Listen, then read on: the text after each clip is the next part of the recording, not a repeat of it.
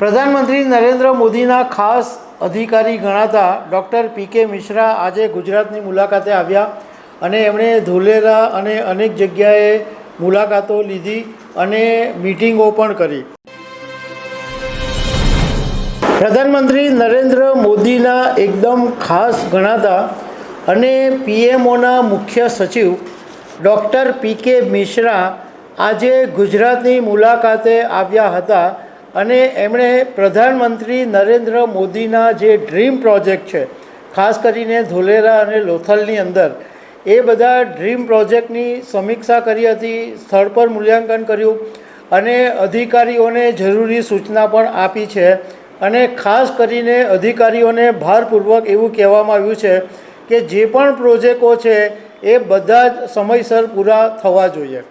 તો આના વિશે તમારી સાથે વાત કરીશ. મારું નામ રાજેશ શાહ છે અને તમે જોઈ રહ્યા છો ગુજરાતના સૌથી મોટા ડિજિટલ પ્લેટફોર્મ ખબર છે.com. પ્રધાનમંત્રી નરેન્દ્ર મોદીના ખાસ અધિકારી ગણાતા ડૉક્ટર પી.કે. મિશ્રા આજે ગુજરાતની મુલાકાતે આવ્યા અને એમણે ધોલેરા અને અનેક જગ્યાએ મુલાકાતો લીધી અને મિટિંગો પણ કરી. ડૉક્ટર મિશ્રાએ નેશનલ હાઈવે ઓથોરિટી દ્વારા અમલમાં મુકાયેલા અમદાવાદ ધોલેરા ગ્રીનફિલ્ડ એક્સપ્રેસ વેની મુલાકાત લીધી અને અમદાવાદ અને ધોલેરા વચ્ચે આ જે એક્સપ્રેસ વે બનવાનો છે એને કારણે મુસાફરીનો જે સમય છે એ 45 મિનિટ બચવાનો છે. આ ઉપરાંત એમણે ધોલેરા સ્પેશિયલ ઇન્વેસ્ટમેન્ટ રિજન ત્યાં આગળ ડૉક્ટર મિશ્રાએ ધોલેરા ઇન્ટરનેશનલ એરપોર્ટની પ્રગતિનું મૂલ્યાંકન કર્યું અને ત્યાં અધિકારીઓએ એમને માહિતી આપી કે કાર્ગોની જે એક્ટિવિટી છે ધોલેરા ઇન્ટરનેશનલ એરપોર્ટ ઉપર એ ઓક્ટોબર 2025માં શરૂ થઈ જશે. આ ઉપરાંત ડૉક્ટર મિશ્રાએ ટાટા ઇલેક્ટ્રોનિક્સનો જે સેમી કન્ડક્ટર ફેબ્રિકેશન પ્રોજેક્ટનો જે પ્લાન્ટ છે એનું પણ નિરીક્ષણ કર્યું.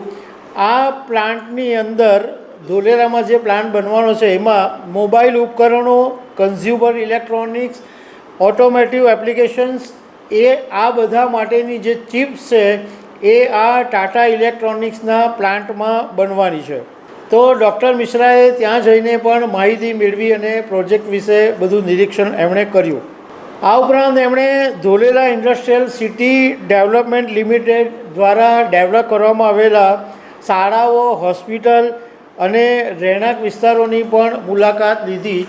આ ઉપરાંત જુદા જુદા department DICD, DIACL, national highway authority of India, airport authority of India અને ભારતીય રેલવેના અધિકારીઓ સાથે પણ એમણે એક બેઠક કરી.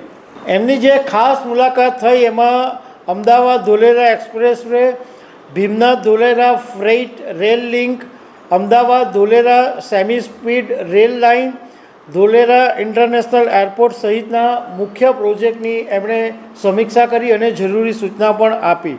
આ ઉપરાંત ડૉક્ટર મિશ્રાએ બંદરો, શિપિંગ અને જળ મંત્રાલય હેઠળની જે એક મુખ્ય પહેલ છે નેશનલ મેરીટાઈમ હેરિટેજ કોમ્પ્લેક્સ, એનું પણ નિરીક્ષણ કર્યું અને સાથે સાથે એમણે હડપ્પા સંસ્કૃતિથી આગળ ભારતના દરિયાઈ વારસાને વર્ણવતી કલાકૃતિને ક્યુરેટ કરવાની જરૂરિયાત પર પણ ભાર મૂક્યો અને ડૉક્ટર મિશ્રાએ 6 ગેલેરીઓ સહિત ફેઝ 1A બાંધકામનું નિરીક્ષણ કર્યું અને સાથે સૂચના આપી કે ઓગસ્ટ 2025 સુધીમાં આ પ્રોજેક્ટ તૈયાર થઈ જવો જોઈએ. તો દર્શક મિત્રો, આવી અનેક વાતો સાથે અમે તમને મળતા રહીશું. Thank you very much.